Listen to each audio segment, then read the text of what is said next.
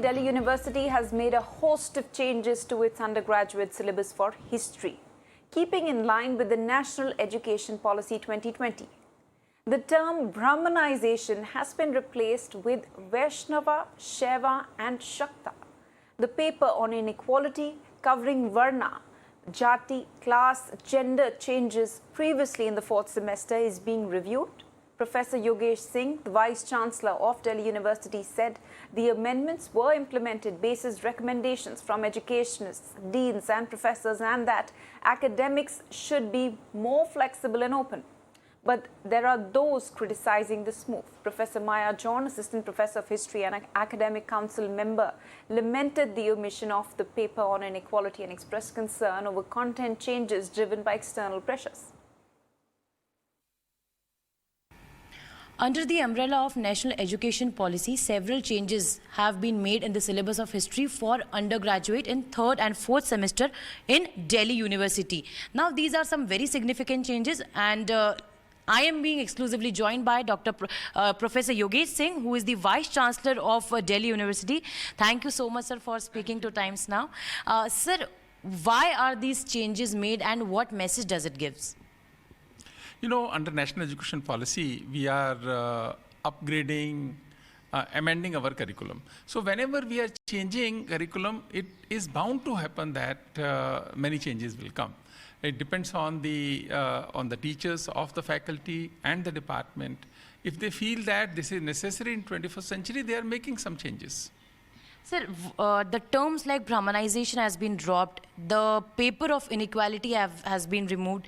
There is certain section who is also condemning this particular move. But as far as, sir, education of the student is concerned, how do you look at it? You know, change is very natural in any civilization.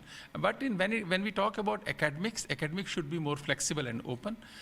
We have used these terms for many years, and these are the outcomes of colonization.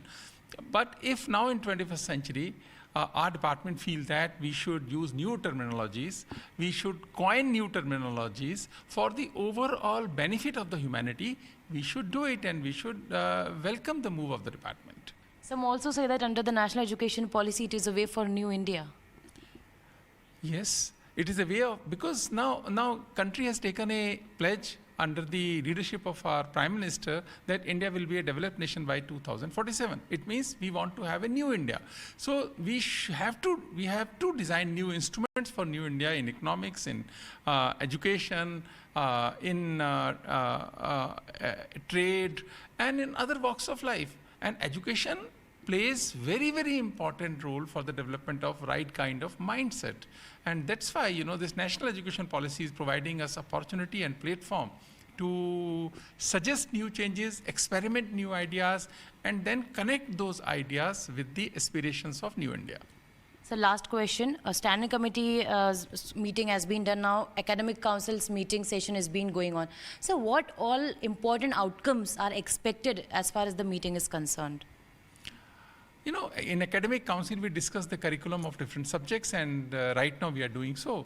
And this is a new curriculum which will be required for next 5-10 years for our students. This is open, this is flexible as directed and mandated by the new education policy.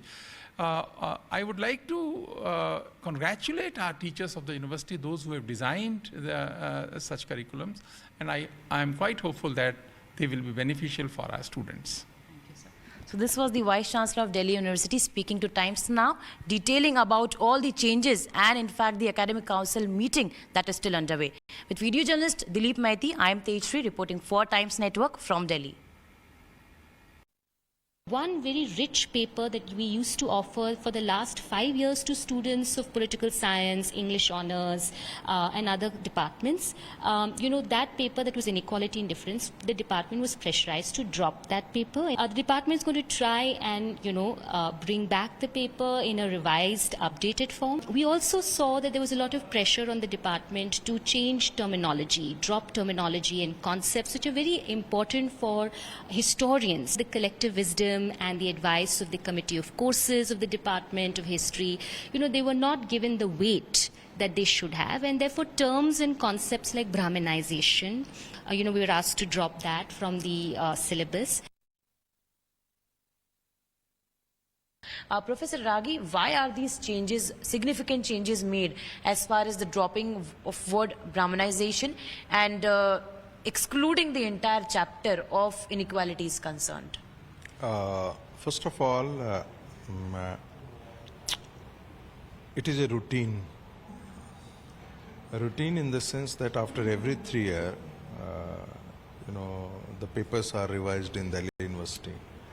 And since the national education policy has been unfolded, and therefore all the departments are trying to sync their syllabus accordingly. Secondly, as I understand, brahminization and inequality, it appears that as if there has been a conspiracy in the history towards brahminization of the society and create some kind of inequality in the society. The brahminization itself is a political concept.